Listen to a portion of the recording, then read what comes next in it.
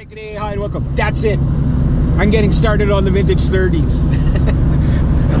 The last video ended in vintage 30s. Don't get me started on those things. Well, you know what? Not gonna happen.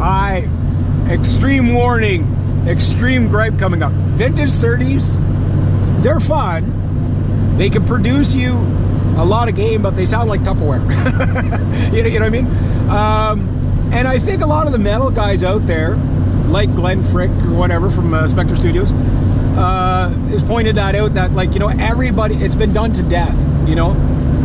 These low wattage speakers give you tremendous gain. They give you that fuzzy sound. Great.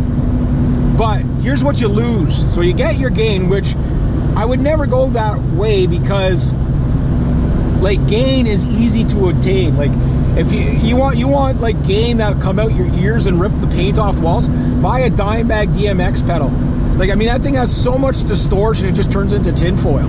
It's just crumpling tinfoil at some point. It's that in your face.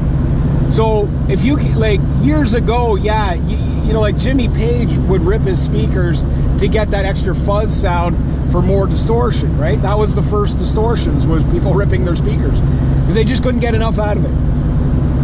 You know, back in the 70s and the 80s, you know, everybody's like, oh, the Marshall is the king of the metal and whatever, but they're so anemic by today's standard. You can barely get any gain out of a Marshall. It is really a classic rock amp sound. They get it, you know, they get enough to get the job done, but you know. Now this hill gets dangerous when the weather gets bad. This is where I nearly spun out with the truck coming up this hill. You spin out right about here because it gets ice from the wind. But anyway, yeah. So I learned a long time ago, no. Low wattage speakers, there's no point for a guitar player, in my opinion, to buy a speaker less than 50 watts.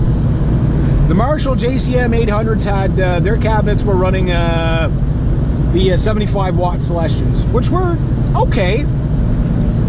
They had enough headroom that you could stay clean at loud volumes.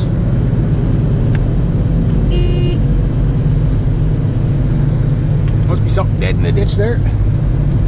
And they also had you know, a good amount of gain, right?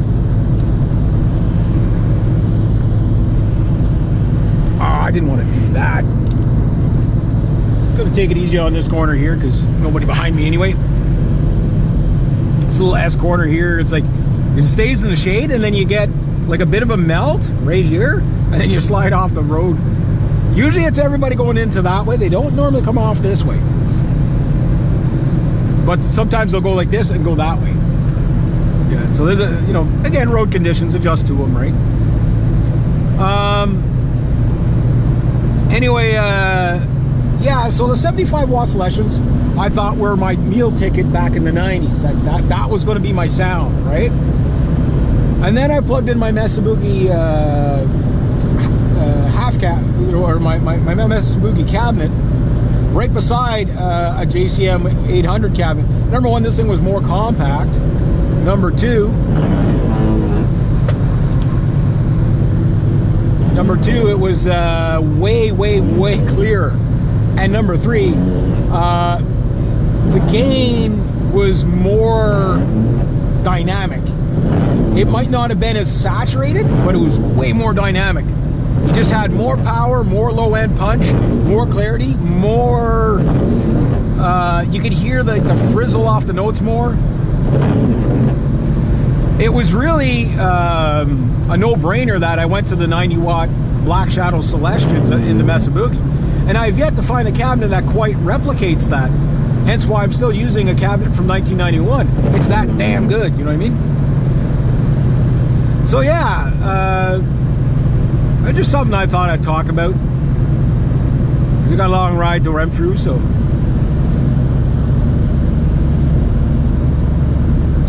I'll save my windshield washer fluid for the highway.